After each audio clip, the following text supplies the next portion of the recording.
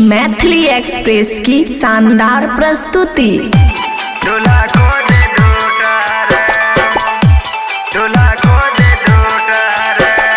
DJ राजा बड़ी घरदौड़ चौक खुशी recording studio बलुआहा। आई छोड़ी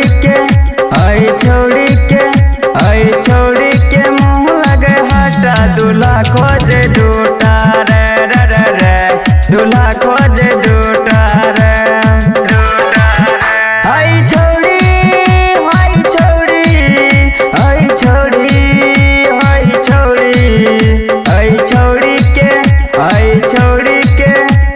छोड़ी के मुँह लगे हटा दूल्हा खोजे दूटा रे दूल्हा खोजे दूटा रे।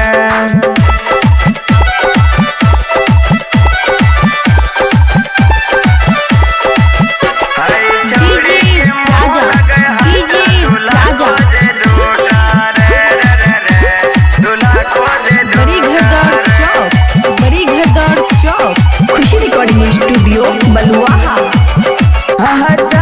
चलन लगे बनरी छोड़ी घूमे छे गम नगरी छोड़ी घूमे छे गम नगरी।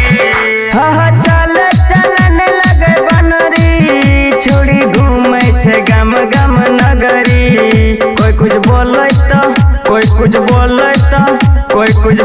तो लाक दौड़े कूटा दूल्हा खोजे दूटा रे दूल्हा खोजे दूटा रे। डीजे राजा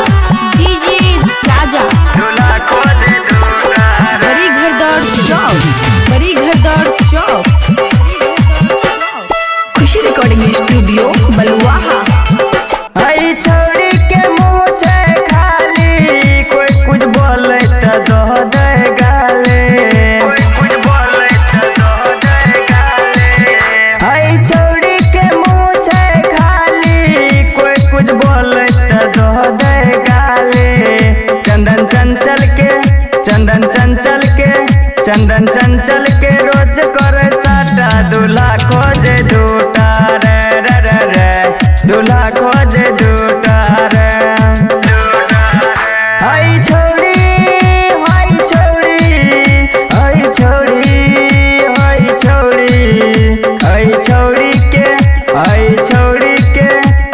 छोड़ी के मुँह लगे हटा दूल्हा खोजे दूटा रे दूल्हा खोजे दूटा रे।